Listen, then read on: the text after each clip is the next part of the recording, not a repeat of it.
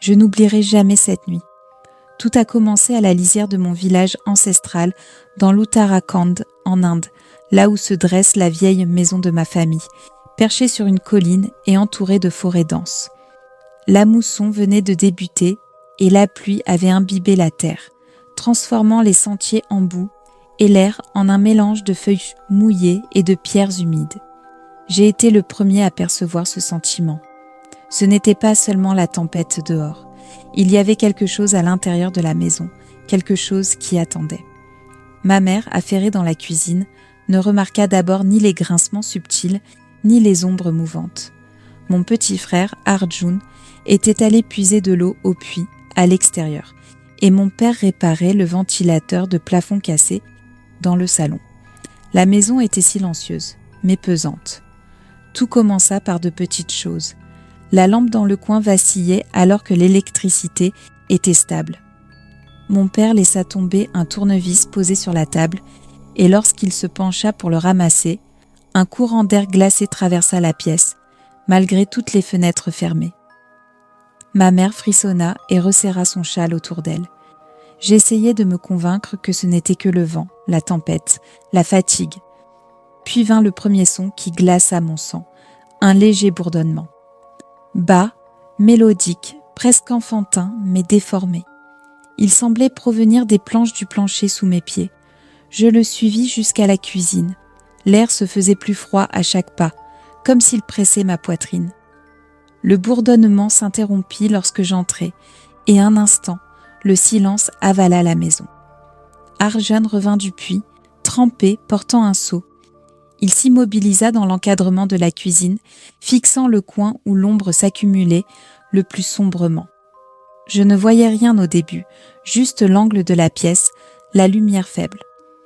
Puis je remarquai un petit fagot de brindilles et de feuilles soigneusement attachés avec du fil sur le sol. Il n'était pas là un instant plus tôt. L'air s'emplit d'une odeur métallique de fer et un frisson me parcourut l'échine. Ma mère le remarqua aussi. Elle s'approcha, les mains tremblantes, et le fagot sembla bouger, comme vivant, émettant un léger effluve de fumée qui sentait les feuilles brûlées et la terre humide. C'est alors que je la vis, cette figure, accroupie près du mur du fond. Elle était petite, aux traits acérés, les cheveux emmêlés et noirs, les yeux noirs comme des puits reflétant la faible lumière. Ses vêtements étaient en haillons, mais semblaient se mouvoir de façon étrange, comme si l'air lui-même s'accrochait à sa silhouette. Nous restâmes figés. Le bourdonnement reprit, plus fort cette fois, plus fort dans nos têtes que dans la pièce. Mon père saisit un balai, instinctivement, mais ses bras tremblaient. Elle leva une main et le bourdonnement devint un sifflement, comme le vent dans un canyon étroit. Le fagot de brindilles roula vers elle, comme si elle l'avait convoqué, et la fumée s'épaissit autour d'elle, formant un manteau.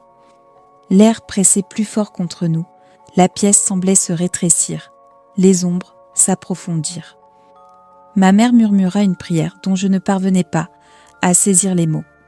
La silhouette inclina la tête, nous observant. Tous mes instincts criaient de fuir, mais les couloirs de la maison semblaient s'étirer à l'infini. Quand je me tournai pour attraper Arjun, il était figé sur place, les yeux grands ouverts, la fixant. Elle bougea soudainement, plus vite que possible, et s'accroupit près de la table à manger. Je sentis son regard perçant, évaluant. Le balai glissa des mains de mon père. Chaque objet dans la pièce semblait vibrer, comme réagissant à sa présence. Puis vint un cri perçant, aigu, comme des ongles sur la pierre, qui me transperça les tympans. Je me bouchai les oreilles, mais le son passa, jusqu'à m'atteindre dans la poitrine.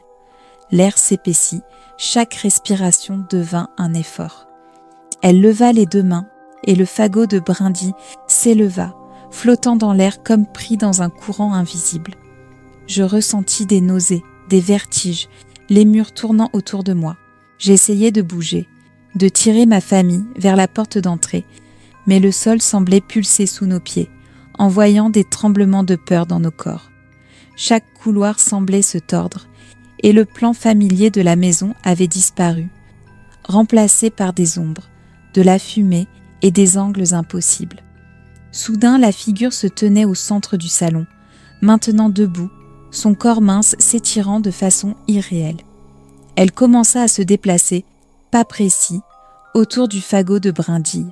Je compris qu'elle exécutait quelque chose, rituel, délibéré, contrôlé, et à cet instant, je compris, elle avait été ici avant nous, préparant tout. Le bourdonnement, le sifflement, les ombres mouvantes, tout faisait partie de son dessein.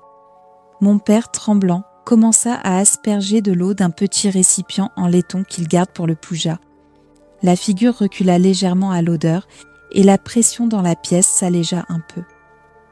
Ma mère saisit un petit sachet de sel, le répandit sur le seuil de la pièce. Elle murmura d'autres prières, plus rapides, des mots que je ne comprenais pas. La tête de la figure s'inclina et pour la première fois, je vis une hésitation dans ses mouvements.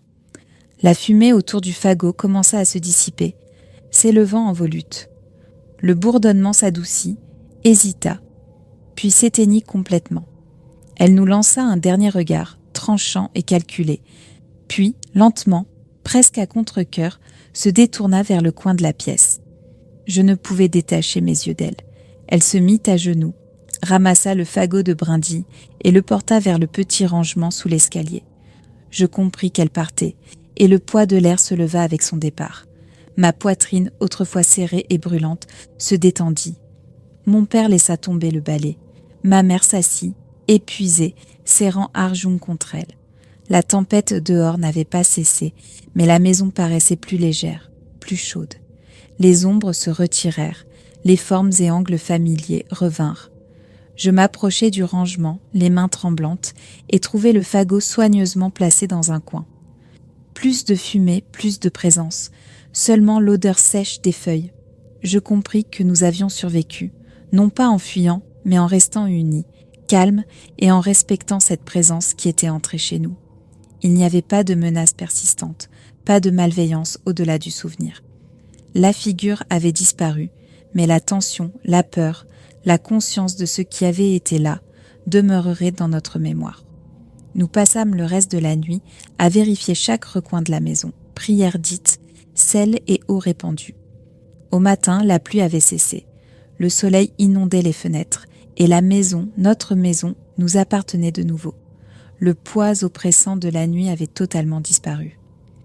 Cette nuit laissa sa marque, non pas de terreur, mais de résilience.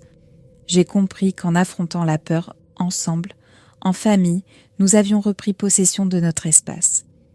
Le souvenir de la présence de la sorcière subsistait, oui, mais il s'était transformé en une histoire de survie, d'unité, de calme retrouvé après le chaos. La maison nous appartenait de nouveau, paisible, lumineuse, ordinaire encore, une fois.